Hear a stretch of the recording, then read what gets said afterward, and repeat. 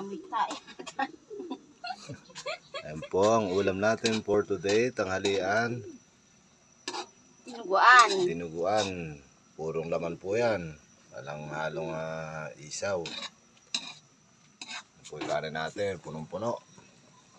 Ang tanghalian po natin yan, guys. Ayan ang ating magandang tagapagluto.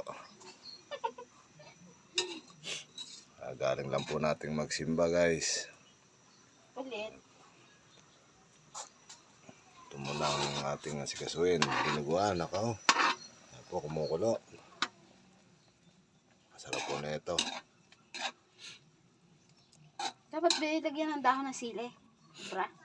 Pwede, mamaya natin lagyan. Guys, sarap magluto ito eh.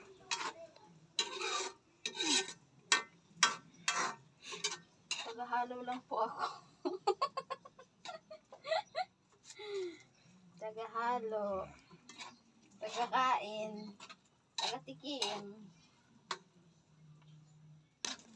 Okay. Guys, suka mo nga kung paano ito. Tayo lang natin lumambot to, guys. Dinuguan, saka punong-puno po ng kanin, no?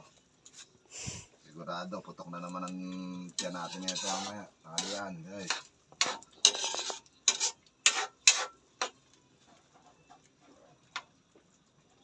Ano, guys?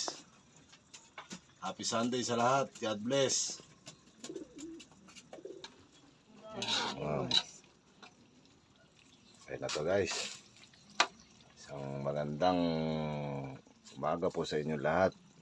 Patubayan nawa kayo lahat ng ating kung may kapal sa araw na ito at sa mga darating pang araw. So guys, malapit na to. Hintayin lang natin lumambot para malagyan natin ng sili. Ang pagilas. Ang palabas ng pawis sa tanghalian.